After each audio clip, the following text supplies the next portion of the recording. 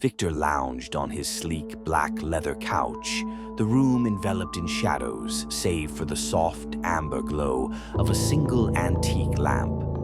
The delicate hum of a Bach cello suite drifted lazily through the smoky haze, intertwining with the scent of rich cognac and lingering tobacco. He held the crystal glass loosely, swirling the amber liquid gently as he stared, unfocused, at the shadows dancing on the walls.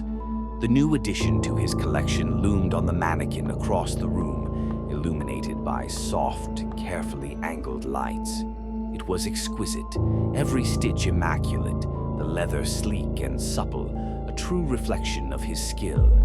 And yet, something gnawed relentlessly at Victor's mind, unsettling his carefully constructed calm. "Sewing away in Mommy's basement again," the voice whispered, sharp, intrusive, and painfully familiar.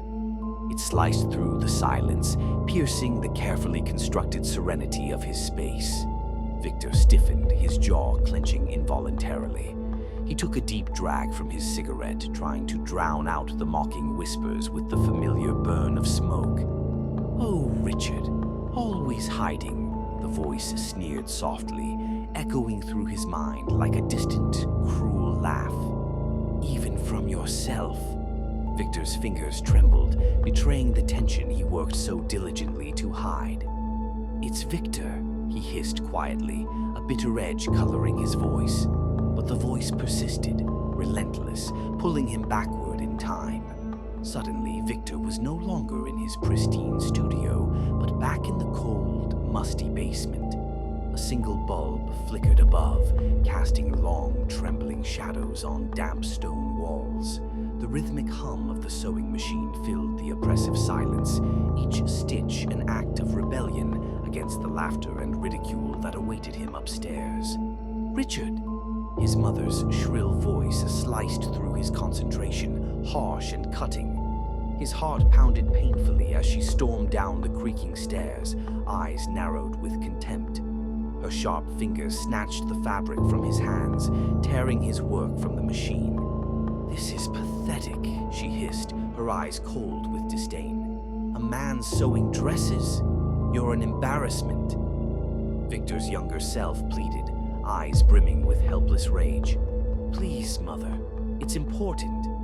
She scoffed, tossing the half-made garment onto the dirty floor. "You're wasting your life." Her laughter was acidic, burning deep into his skin. "Grow up, Richard. No one respects a man who hides behind women's skirts." Then the memory shifted violently. Victor saw himself standing in front of the boutique windows he had admired as a boy. Luxury, elegance, and acceptance behind glass he could never breach.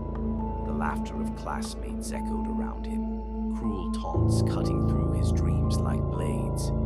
"Nice clothes, Richard. Did Mommy make them?"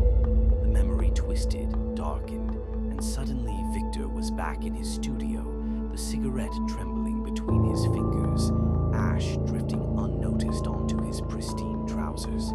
He slammed his glass onto the table, shattering the delicate crystal. "Enough," he growled, his voice low, edged with barely contained fury.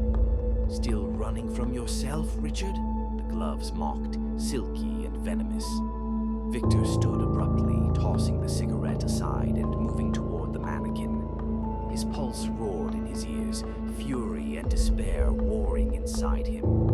"No," he hissed defiantly, running his hand lovingly over the garment he'd created. "I've moved beyond Richard. Richard was weak, powerless." The voice laughed softly, cruelly amused. "Yet, here you are, still trapped in that basement, sewing away in desperation." Victor's breath quickened, his hands trembling slightly. His reflection stared back at him from the polished mirror behind the mannequin. Eyes darkened by shadows, features twisted by the flickering light. For an instant he saw himself as they saw him, a monster consumed by obsession. "No," Victor whispered, voice shaking, but his eyes hardened with renewed resolve. "They will see. They will understand."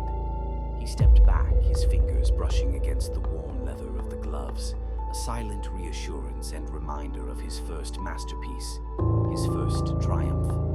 "I am Victor St. Clair," he murmured fiercely, glaring into his distorted reflection. "And they will never forget me." The gloves fell silent, satisfied, leaving Victor alone in the quiet, oppressive darkness, wrapped in shadows and haunted by echoes that refused to stay buried.